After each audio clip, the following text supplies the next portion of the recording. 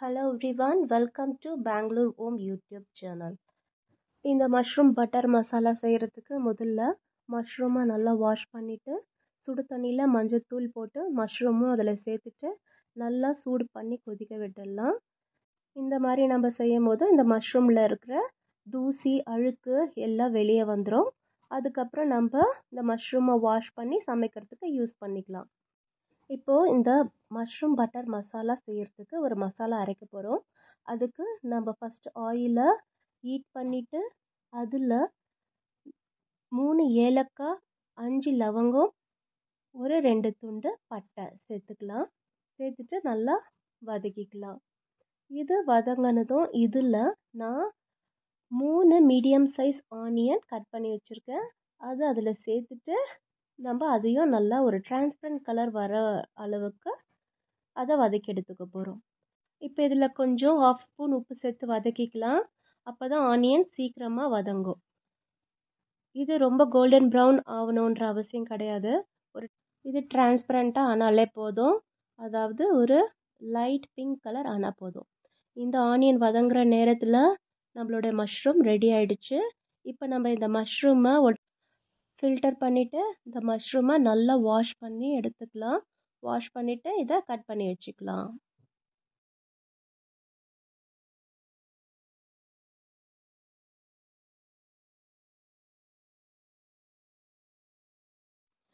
இந்த மாதிரி ஆஃப் பீசஸாக கட் பண்ணி எடுத்துக்கலாம். இப்போ நம்மளோட ஆனியன் ரெடி ஆயிடுச்சு. இப்போ இது கூட ஒரு 10 கேஷ்யூ நட் சேர்த்துட்டு நல்லா இதை 1 மினிட் நல்லா வதக்கி விட்டுக்கலாம்.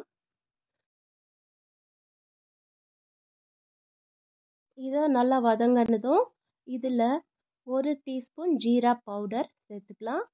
1/4 teaspoon amchur powder, 1 teaspoon garam masala, 1 teaspoon chilli powder, 2 teaspoon coriander powder சேர்த்துக்கலாம். எப்பவுமே 1 டீஸ்பூன் சில்லி சேர்த்தா அதுக்கு டபுள் மடங்கு கொரியாண்டர் சேர்த்தா கரெக்டாக இருக்கும் காரம். 1 டீஸ்பூன் சில்லி பவுடர் சேர்த்தா 2 டீஸ்பூன் கொரியாண்டர் பவுடர் சேர்த்துக்கணும். எப்பவுமே 1:2 அப்படி நம்ம சேர்த்துக்கினா நம்ம செய்கிற ரெசிப்பியில் காரம் கரெக்டாக இருக்கும். இப்போ இதில் 1 டீஸ்பூன் ஜிஞ்சர் கார்லிக் பேஸ்ட் சேர்த்துக்கிறேன். சேர்த்துட்டு இதையும் நல்லா வதக்கி விட்டுக்கிறேன். இந்த ரா ஸ்மெல்லாம் போகணும். இந்த மசாலாவில் இருக்கிற ரா ஸ்மெல்லாம் போகிற அளவுக்கு நல்லா வதக்கி விட்டுக்கலாம். இதெல்லாம் வதங்கினதும் இதில் நான் ஒரு 4 மீடியம் சைஸ் தக்காளி கட் பண்ணி வச்சுருக்கிறேன். அதையும் சேர்த்துட்டு நல்லா வதக்கிக்கலாம். இந்த தக்காளி நல்லா மேஷ் ஆகணும். மேஷ் ஆகிற அளவுக்கு வதக்கி எடுத்துக்கலாம். இப்போது இந்த மசாலாவில் ஒரு 1/2 ஸ்பூன் பட்டர் சேர்த்துக்கிறேன்.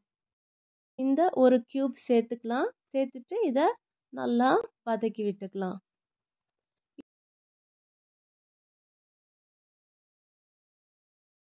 இப்போது இதில் இந்த ரெசிபிக்கு எவ்வளோ உப்பு தேவையோ அந்த அளவுக்கு நம்ம உப்பு சேர்த்துட்டு நல்லா வதக்கி விட்டுக்கணும். இந்த தக்காளியெல்லாம் நல்லா மேஷ் ஆகணும். அந்த அளவுக்கு நம்ம இதை நல்லா வதக்கி எடுத்துக்கலாம். எந்த அளவுக்கு நம்ம இந்த மசாலாலாம் வதக்கி எடுக்கிறோமோ பக்குவமாக அந்த அளவுக்கு இந்த கிரேவி நல்லா டேஸ்ட்டாக இருக்கும்.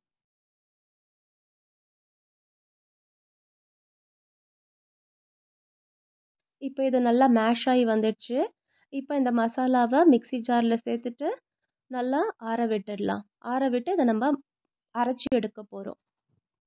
இப்போ நான் மசாலா வதக்கினா அதே பாத்திரத்தில் 3 டேபிள் ஸ்பூன் ஆயில் விட்டுட்டு ஆயில் சூடானதும் அதில் ஒரு பிளாக் கார்டமம், 2 துண்டு பட்டை, 2 பிரியாணி இலை, இது கூடவே 1 டீஸ்பூன் அளவு சீரகம் சேர்த்துட்டு நல்லா பொரிய விட்டுடலாம். இப்போ நான் அந்த கிரேவியை தாளிக்கிறதுக்கு ஒரு மீடியம் சைஸ் ஆனியனை ஸ்லைஸ் பண்ணி வச்சுருக்கேன். 3 பச்சை மிளகாவை கட் பண்ணி வச்சுருக்கேன். இதை நம்ம இந்த தாளிப்பில் சேர்த்துட்டு நல்லா வதக்கி எடுத்துக்கலாம். இது கோல்டன் ப்ரௌன் ஆகணுன்ற அவசியம் இல்லை. டிரான்ஸ்பரண்ட்டாக மாறினாலே போதும். இப்போ ஆனியன் நல்லா வதங்கிடுச்சு. இதில் ஒரு 1/2 டீஸ்பூன் டர்மரிக் பவுடர் சேர்த்துக்கலாம். சேர்த்துட்டு நல்லா மிக்ஸ் பண்ணி விட்டுக்கலாம். இது கூடவே 2 சாப் பண்ண டொமேட்டோ சேர்த்து இதையும் நல்லா வதக்கி எடுத்துக்கலாம்.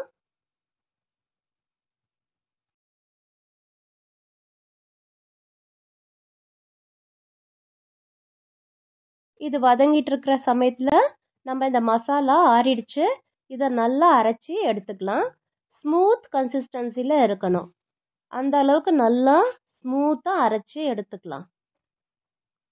இப்போ நம்ம அரைச்ச இந்த மசாலா பேஸ்ட்டை இந்த தாளிப்புல சேர்த்துட்டு நல்லா மிக்ஸ் பண்ணி விட்டுக்கலாம்.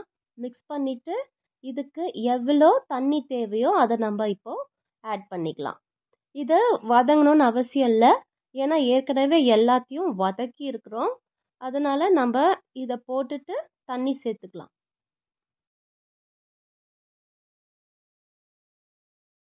நம்ம கிரேவிக்கு எவ்வளோ தண்ணி வேணுமோ அந்த அளவுக்கு தண்ணி சேர்த்துக்கலாம். ஒரு செமி லிக்விட் கன்சிஸ்டன்சி இருந்தால் நல்லாயிருக்கும். ஏன்னா இந்த கிரேவியை நான் சப்பாத்திக்காக செஞ்சிட்ருக்கேன், அதனால நான் செமி லிக்விட் கன்சிஸ்டன்சியில் இதை நான் செய்கிறேன்.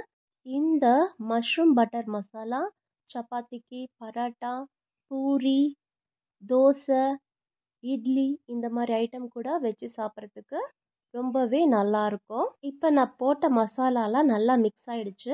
இப்போ இதை ஒரு தட்டு போட்டு மூடி ஒரு 10 நிமிஷம் அப்படியே குக் பண்ணலாம். இப்போது 10 மினிட்ஸ் ஆகிடுச்சு, ஓப்பன் பண்ணி பார்க்கலாம். இப்போ கிரேவியில் நல்லா கொதி வந்துடுச்சு. இப்போ நம்ம இதில் கட் பண்ணி வச்சுருந்த மஷ்ரூமை சேர்த்துக்கலாம். இது எல்லாத்தையும் சேர்த்துட்டு திருப்பியும் மூடி போட்டு ஒரு 5 மினிட்ஸ் இதை குக் பண்ணலாம். லோ ஃப்ளேம் வச்சு குக் பண்ணால் கரெக்டாக இருக்கும். இப்போ 5 மினிட்ஸ் ஆயிடுச்சு, இதை ஓப்பன் பண்ணி பார்க்கலாம். இந்த கிரேவி நல்லா கொதிச்சு வந்துடுச்சு. இப்போ இதில் ஒரு டேபிள் ஸ்பூன் அளவு மேத்தி லீவ்ஸை சேர்த்துக்கலாம். மேத்தி லீவ்ஸ் சேர்க்கும் போது கையிலேயே நல்லா பவுடர் மாதிரி க்ரஷ் பண்ணிவிட்டு இப்போ இதில் சேர்த்துக்க போகிறோம். இந்த மாதிரி நல்லா க்ரஷ் பண்ணிக்கோங்க, க்ரஷ் பண்ணிவிட்டு போட்டுக்கோங்க. அப்போ தான் இதோட ஸ்மெல் எல்லாம் கிரேவியில் இறங்கும். இப்போ இதோடையே ஒரு 1/4 டீஸ்பூன் சாட் மசாலா, அப்புறம் இந்த அளவு பட்டர் சேர்த்துக்கிறேன். இது ஒரு டேபிள் ஸ்பூன் இருக்கும். ஒரு டேபிள் ஸ்பூன் அளவு பட்டர் போட்டுக்கலாம். போட்டுட்டு நல்லா மிக்ஸ் பண்ணி விட்டுக்கலாம். அவ்வளோதான், நம்மளுடைய மஷ்ரூம் பட்டர் மசாலா ரெடி ஆயிடுச்சு. இது ரொம்ப டேஸ்டியான ரெசிபி. கண்டிப்பாக நீங்கள் இந்த ரெசிபியை ட்ரை பண்ணி பார்க்கணும். உங்களுக்கு ரொம்பவே இந்த ரெசிபி பிடிக்கும். இந்த ரெசிபியை நீங்கள் ட்ரை பண்ணி பார்த்துட்டு உங்களுடைய ஃபீட்பேக்கை எனக்கு கமெண்ட்ஸில் சொல்லுங்கள். உங்களுக்கு இந்த ரெசிபி பிடிச்சிருந்தா ஒரு லைக் கொடுங்க. இந்த வீடியோவை மற்றவங்களுக்கும் ஷேர் பண்ணுங்கள். கூடவே சப்ஸ்கிரைப் பண்ணி வச்சுக்கோங்க. அப்போ தான் நான் போடுற வீடியோஸ் எல்லாம் அப் டு டேட் உங்களுக்கு அப்டேட் ஆகும். தேங்க்ஸ் ஃபார் வாட்சிங். பபாய்.